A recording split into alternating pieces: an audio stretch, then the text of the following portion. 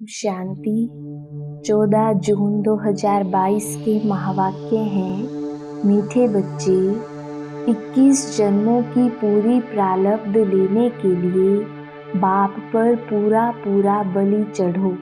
अधूरा नहीं, बलि चढ़ना अर्थात बाप का बन जाना। प्रश्न: किस गुह्य बात को समझने के लिए बेहद की बुद्धि चाहिए? उत्तर: यह बेहद का बना बनाया ड्रामा है। जो पास्ट हुआ वो ड्रामा। अब यह ड्रामा पूरा होता है, हम घर जाएंगे, फिर नए सिर पार्ट शुरू होगा। यह गुह्य बातें समझने के लिए बेहद की बुद्धि चाहिए। बेहद रचना का ज्ञान बेहद का बाप ही देते हैं। दूसरा प्रश्न: मनुष्य किस बात में हाय हाय कर रड़ी मारते हैं और तुम बच्चे खुश होते हो? उत्तर: अज्ञानी मनुष्य थोड़ी सी बीमारी आने पर रड़ी मारते, तुम बच्चे खुश होते, क्योंकि समझते हो ये भी पुराना हिसाब किताब चुकतू हो रहा है। गीत तूने रात गवाई सो के। ओम शांति। वास्तव में ओम शांति कहने की भी ज़रूरत नहीं है, परंतु कुछ ना कुछ बच्चों को समझाना ही होता है, परिचय देना होता है। आजकल बहुत हैं जो ओम शांति जपते रहते हैं, अर्थ तो समझते नहीं। ओम शांति, हम आत्मा का स्वधर्म शांत है, यह तो ठीक है, परंतु फिर ओम शिवोहम भी कह दिया है, वह फिर रोंग हो गया। वास्तव में इन गीतों आदि की भी जरूरत नहीं है। दुनिया में आजकल कलरस बहुत है, इन सभी कलरस में फायदा कुछ नहीं है। मनरस तो अभी ही आता है एक बात का। बाप बच्चों को सम्मुख बैठ समझाते हैं, कहते हैं तुमने भक्ति तो बहुत की, अब भक्ति की रात पूरी हो, प्रभात हो रही है। प्रभात का बहुत महत्व है। प्रभात के समय बाप को याद करना है। प्रभात के समय भक्ति भी बहुत करते हैं, माला भी जपते हैं। यह भक्ति मार्ग की रस्म चली आती है। बाप कहते हैं बच्चे, यह नाटक पूरा होता है, फिर चक्र रिपीट होता है। वहाँ तो भक्ति की दरकार नहीं। खुद ही कहते हैं भक्ति के बाद भगवान मिलता है। भगवान को याद करते हैं क्योंकि दुखी है। जब कोई आफत आती है व बीमार पड़ते हैं तो भगवान को याद करते हैं। भगति भगवान को याद करते हैं। सत्युग त्रेता में भक्ति होती नहीं तो सारा भक्ति कलट हो जाए। भक्ति ज्ञान और बाद में है वैराग्य। भक्ति के बाद फिर है दिन कहा जाता है नई दुनिया को। भक्ति ज्ञान वैराग्य अक्षर ठीक है। वैराग्य किसका? पुरानी दुनिया, पुराने संबंध आदि से वैराग्य।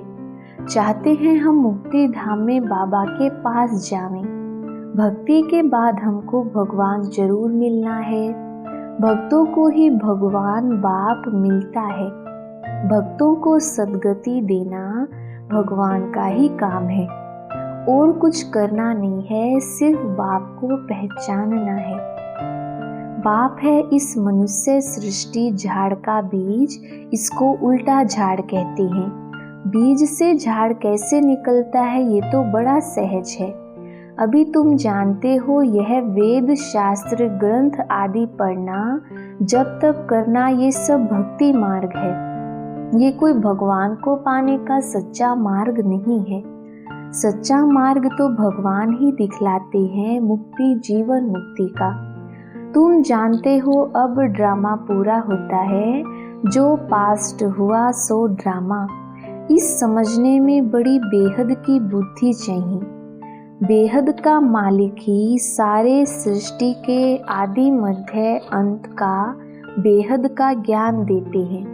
उसको कहा जाता है ज्ञानेश्वर रचयिता। ज्ञानेश्वर अर्थात ईश्वर में ज्ञान है। इसको कहते हैं रूहानी spiritual knowledge, God fatherly knowledge. तुम भी गॉड फादरली स्टूडेंट बने हो। बरोबर भगवानुवाच तुमको राजयोग सिखलाता हूँ तो भगवान टीचर भी ठहरा। तुम स्टूडेंट भी हो, बच्चे भी हो। बच्चों को दादे से वर्षा मिलता है, यह तो बड़ी सहज बात है। बच्चा अगर लायक नहीं है तो बाप लात मारकर निकाल देते हैं। धंधे आदि में जो अच्छे मददगार होते हैं उनका ही हिस्सा लगता है। तो तुम बच्चों का भी दादे की मिल्कियत पर हक है, वह है निराकार। बच्चे जानते हैं हम अपने दादे से वर्षा ले रहे हैं, वही स्वर्ग की स्थापना करते हैं, नॉलेजफुल हैं। ब्रह्मा विष्णु शंकर को पतित पावन नहीं कहेंगे, वो तो देवताएं हैं, उनको सद्गति दाता नहीं कहेंगे। वह एक ही है, याद भी सभी एक को ही करते हैं। बाप का पता ना होने कारण कह देते हैं कि सब में परमात्मा है। अगर कोई को साक्षात्कार हो जाता है तो समझते हैं हनुमान ने दर्शन कराया। भगवान तो सर्वव्यापी है, कोई भी चीज में भावना रखो तो साक्षात्कार हो जाता है। यहाँ तो पढ़ाई की बात है। बाप कहते हैं मैं बच्चों को आकर पढ़ाता हूँ। तुम देखते भी हो कैसे पढ़ाते हैं, जैसे और टीचर होते हैं बिल्कुल साधारण रीति पढ़ाते हैं। बैरिस्टर होगा तो आप समान बैरिस्टर बनाएगा। यह तो तुम ही जानते हो कि इस भारत को स्वर्ग किसने बनाया और भारत में रहने वाले सूर्यवंशी देवी देवताएं कहाँ से आए, मनुष्यों को बिल्कुल पता नहीं है। अभी है संगम, तुम संगम पर खड़े हो, दूसरा कोई संगम पर नहीं है। यह संगम का मेला देखो कैसा है। बच्चे आए हैं बाप से मिलने, यह मेला ही कल्याणकारी है। बाकी और जो भी कुंभ के मेले आदि लगते हैं उनसे कोई प्राप्ति नहीं। सच्चा सच्चा कुंभ का मेला कहा जाता है संगम को। गाते हैं आत्मा परमात्मा अलग रहे बहुकाल, फिर सुंदर सुहावना मेला कर दिया है। यह समय कितना अच्छा है, यह संगम का समय कितना कल्याणकारी है, क्योंकि इस समय ही सबका कल्याण होता है। बाप आकर सबको पढ़ाते हैं, वह है निराकार स्टार। लिंग रूप रखा है समझाने के लिए, बिंदी रखने से कुछ समझ ना सके। तुम समझा सकते हो आत्मा एक स्टार है, बाप भी स्टार है। जैसे आत्मा वैसे परमपिता परमात्मा, फर्क नहीं है। तुम्हारी आत्माएं भी नंबरवार हैं। कोई की बुद्धि में कितनी नॉलेज भरी हुई है, कोई की बुद्धि में कितनी। अभी तुम समझते हो हम आत्माएं कैसे 84 जन्म भोगते हैं। हरेक को अपना हिसाब किताब भोगना ही पड़ेगा। कोई बीमार पड़ते हैं, हिसाब चुकतू करना है। ऐसे नहीं ईश्वरीय संतान को ये भोगना क्यों होती है। बाप ने समझाया है बच्चे जन्म जन्मांतर के पाप हैं। भल कुमारी है, कुमारी से क्या पाप हुआ होगा, परंतु यह तो अनेक जन्मों का हिसाब किताब चुकतू होना है ना। बाबा ने समझाया है इस जन्म में भी किए हुए पाप अगर सुनाएंगे नहीं तो अंदर वृद्धि को पाते रहेंगे। बतला देने सिर्फ फिर वृद्धि नहीं होगी। सबसे नंबर 1 भारत पावन था, अब भारत सबसे पतित है, तो उन्हों को मेहनत भी जास्ती करनी पड़ती है। जो सर्विस बहुत करते हैं समझ सकते हैं हम ऊंच नंबर में जाऊंगा। कुछ हिसाब किताब रहा हुआ होगा तो भोगना पड़ेगा, वह भोगना भी खुशी से भोगी जाती है। अज्ञानी मनुष्यों को तो कुछ होता है तो एकदम हाय हाय कर रड़ी मारने लग पड़ती हैं। यहाँ तो खुशी से भोगना है। हम ही पावन थे, फिर हम ही सबसे पतित बनते हैं। यह चोला पाट बजाने के लिए हमको ऐसा मिला है। अभी बुद्धि में आया है हम सबसे जास्ती पतित बने हैं। बड़ी मेहनत करनी पड़ती है। आश्चर्य नहीं खाना चाहिए कि फलाने को यह बीमारी क्यों। अरे देखो, कृष्ण का भी नाम गाया हुआ है सांवरा गोरा। चित्र बनाने वाले तो समझते नहीं, वो तो राधे को गोरा कृष्ण को सांवरा दिखाते हैं। समझते हैं राधे कुमारी है तो उनका मान रखते हैं। समझते हैं वह कैसे काली होगी। इन बातों को तुम समझते हो। जो देवता कुल के थे वह अब अपने को हिंदू धर्म के समझ रहे हैं। तुम श्रीमत पर अपने कुल का उद्धार करते हो। सारे कुल को पावन बनाना है, सेल्वेज कर ऊपर ले आना है। तुम सेल्वेशन आर्मी हो ना। बाप ही दुर्गति से निकाल सदगति करते हैं। वही क्रिएटर, डायरेक्टर, मुख्य एक्टर गाया हुआ है। एक्टर कैसे है? पतित पावन बाप आकर पतित दुनिया में सभी को पावन बनाते हैं। तो मुख्य हुआ ना। ब्रह्मा विष्णु शंकर को कोई करण करावन हार नहीं कहेंगे। अभी तुम अनुभव से कह सकते हो, बाबा जिसको करण करावन हार कहते हैं वह इस समय पार्ट बजाते हैं। वह पार्ट बजाएंगे भी संगम पर। उनको कोई जानते नहीं। मनुष्य 16 कला से फिर नीचे गिरते हैं। आहिस्ते आहिस्ते कला कम होती जाती है। हर जन्म में कुछ ना कुछ कला कम होती है। सत्युग में 8 जन्म लेने पड़ते हैं। एक एक जन्म ड्रामा अनुसार कुछ ना कुछ कला कम होती है। अभी है चढ़ने की बारी।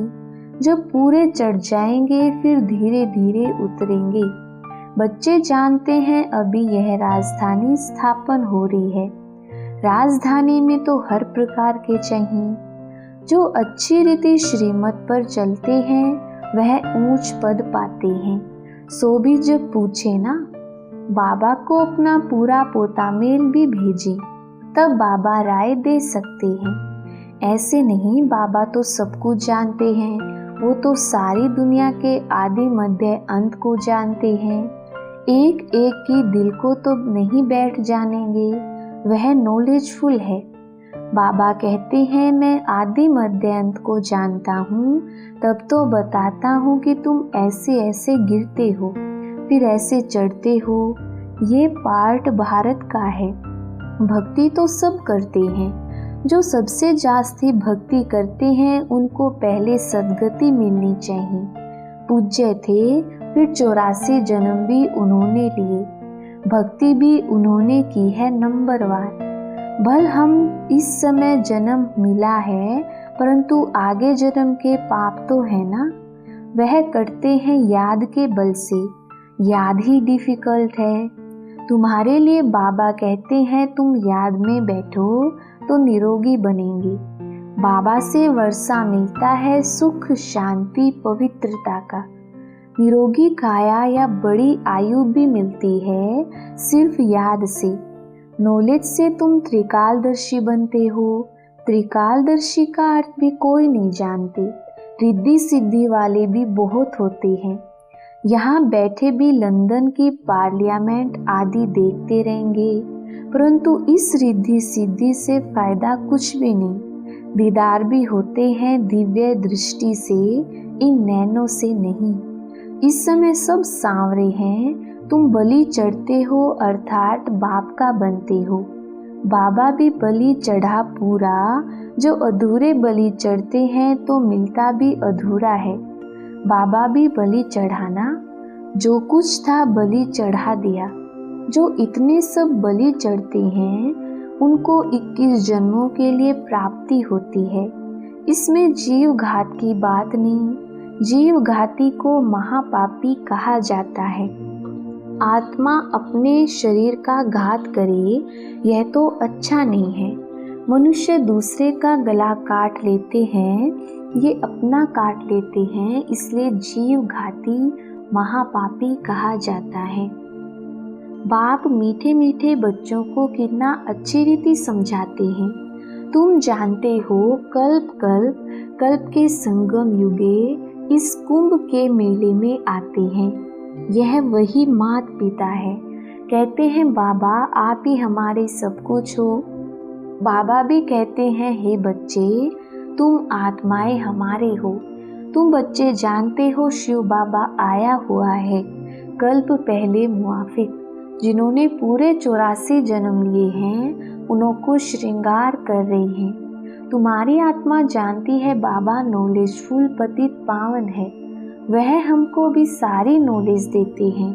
वही ज्ञान का सागर है, इसमें शास्त्रों की कोई बात नहीं।